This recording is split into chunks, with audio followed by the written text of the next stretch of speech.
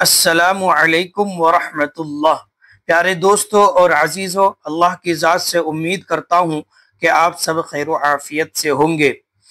قصص النبیین پہلی جلد حضرت یوسف علیہ السلام کے قصے میں سے آج سبق نمبر 6 پڑھیں گے۔ تو چلیے شروع کرتے ہیں۔ یوسف فی البئر، حضرت یوسف علیہ السلام کنواں میں۔ ورجع الاخوۃ الی البیت، رجع یرجع رجوعا کے معنی لوٹنا۔ ورجع الاخوۃ الی البیت، اور تمام بھائی گھر کی طرف لوٹ گئے۔ وترکوا یوسف فی البئر، اور حضرت یوسف علیہ السلام کو کنواں میں چھوڑ دیے۔ وأکل الاخوۃ الطعام، اور تمام بھائی کھانا کھائے۔ وناموا علی الفراش، اور بستر پر سو گئے۔ ویوسف فی البئر، اور حضرت یوسف علیہ السلام کنویں میں تھے۔ ولا فراش ولا طعام، نہ بستر ہے اور نہ ہی کھانا۔ ونسی الاخوان یوسف، اور تمام بھائی حضرت یوسف علیہ السلام کو بھول گئے۔ وناموا، اور سو گئے۔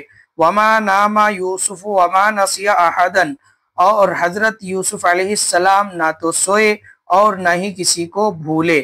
وبقی یعقوب یذکر یوسف، اور حضرت یعقوب علیہ السلام باقی رہے یاد کرتے ہوئے حضرت یوسف علیہ السلام کو، یعنی حضرت یعقوب علیہ السلام حضرت یوسف علیہ السلام کو یاد کرتے رہے۔ وبقی یوسف یذکر یوسف، اور حضرت یوسف علیہ السلام باقی رہے یاد کرتے ہوئے حضرت یعقوب علیہ السلام کو، یعنی حضرت یوسف علیہ السلام اپنے باپ یعقوب علیہ السلام کو یاد کرتے رہے۔ وَكَانَ يُوسُفُ فِي الْبِئْرِ، اور حضرت یوسف علیہ السلام کنواں میں تھے۔ وَكَانَتِ الْبِئْرُ عَمِيقَةً، اور کنواں گہرا تھا۔ عمیقتاً کے معنی گہرا، عمیقتن کے معنی گہرا، اور کنواں گہرا تھا۔ وَكَانَتِ الْبِئْرُ فِي الْغَابَةِ، اور کنواں جنگل میں تھا۔ غابتن جمع غابات جنگل۔